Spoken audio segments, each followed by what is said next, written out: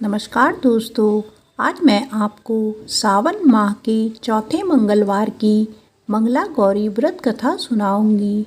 आप सभी मेरे साथ बोलिए, शंकर भगवान की जय, माता पार्वती की जय। एक समय की बात है, एक छोटे से गांव में एक साहूकार अपनी पत्नी के साथ निवास करता था। साहूकार धनवान था और उसके घर में किसी भी प्रकार की कोई कमी नहीं थी। फिर भी वह और उसकी पत्नी संतान ना होने के कारण दुखी रहते थे। संतान की कमी उन्हें हमेशा कचोटती रहती थी। एक दिन की बात है, उस साहूकार के घर में साधु आए। साहूकार ने उनका आदर सत्कार किया और उन्हें अपनी समस्या के बारे में बताया। साधु ने साहूकार की पत्नी को सावन में मंगलवार को किए जाने वाले मंगला गौरी व्रत करने की सलाह दी। साथ में पूजा विधि के बारे में भी संपूर्ण जानकारी प्रदान की। इसके बाद साहूकार की पत्नी ने सावन माह के पहले मंगलवार से ही गौरी मंगला का पूजन व्रत रखना शुरू कर दिया। अब वह हर मंगलवार को विधि पूर्वक व्रत और पूजा पाठ करने लगी। इस प्रकार धर्मनिष्ठा से प्रसन्न होकर माता पार्वती ने भगवान शिव से साहूकार और उसकी पत्नी को संतान प्राप्ति का वरदान देने के लिए कहा। साहूकार को उस रात स्वप्न में एक दिव्य शक्ति ने दर्शन देकर कहा कि एक आम के पेड़ के नीचे भगवान गणेश की मूर्ति विराजमान है।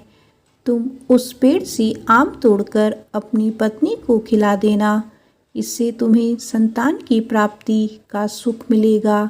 साहूकार ने अगले दिन सुबह उठकर अपनी पत्नी को इस सपने के बारे में बताया और वह उस आम के पेड़ को ढूंढने निकल पड़ा। काफ़ी समय तक ढूंढने के बाद आखिरकार साहूकार को वह आम का पेड़ मिला जहां भगवान गणेश की मूर्ति विराजमान थी। उसने आम तोड़ने के लिए उस पेड़ पर पत्थर मारना शुरू कर दिया। पत्थर फेंकने से एक आम तो टूटकर नीचे गिर गया, लेकिन गलती से एक पत्थर जाकर भगवान गणेश की प्रतिमा को लग गया। इससे भगवान गणेश क्रोधित हो गए और उन्होंने प्रकट होकर उस साहूकार को श्राप देते हुए कहा कि हे स्वार्थी मनुष्य, तूने अपने स्वार्थ के कारण मुझे चोट पहुंचाई है।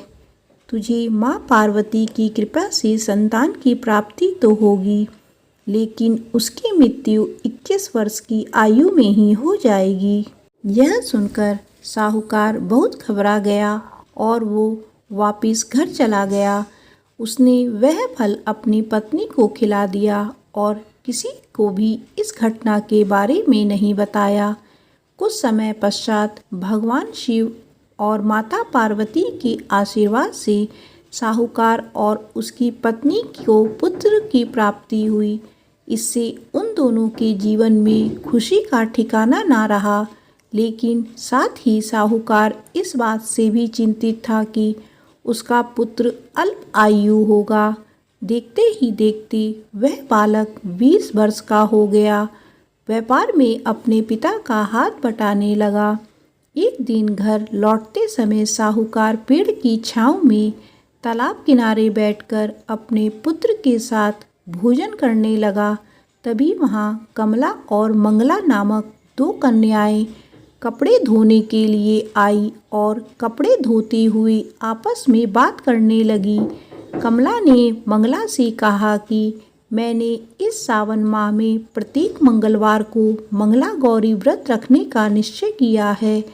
तुम भी माँ पार्वती को समर्पित यह व्रत अवश्य करना। इससे माता पार्वती प्रसन्न होती हैं और आप पर उनकी कृपा दृष्टि बनी रहती है। इसे करने से मनवांछित वर और अखंड सौभाग्य की प्राप्ति भी होती है।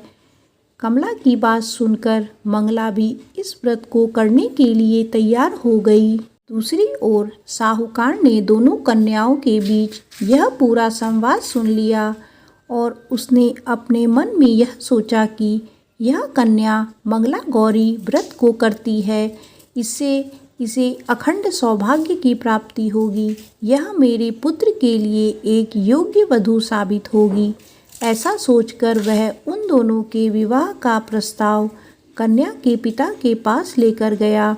साहूकार की गांव में प्रतिष्ठा और मान होने के कारण कमला के पिता अपनी पुत्री का विवाह साहूकार के लड़के से करवा देते हैं।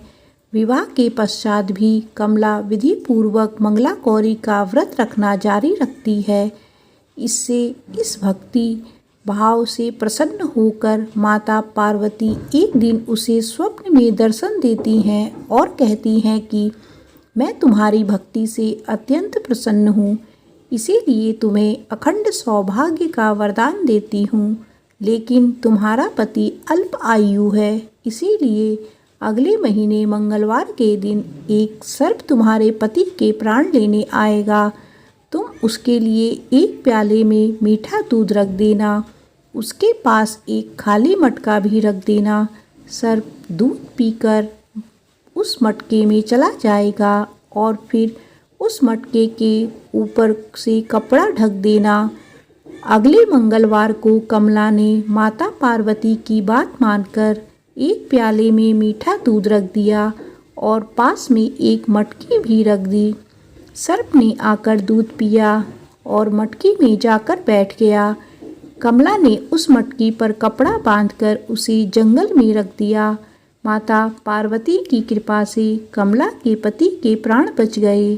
इस प्रकार मंगला गौरी व्रत के पूर्ण फल से साहूकार का पुत्र श्राप मुक्त हो गया। जब कमला ने घरों में सबको इस चमत्कार के बारे में बताया तो सभी आश्चर्यचकित रह गए। इसके बाद साहूकार और उसकी पत्नी ने अपने पुत्र और पुत्रवधू को आशीर्वाद दिया और पूरा परिवार सुखपूर्वक जीवन व्यतीत करने लगा। मंगला गौरी व्रत कथा समाप्त होती है। आप सभी मेरे साथ बोलिए शंकर भगवान की जय, माता पार्वती की जय।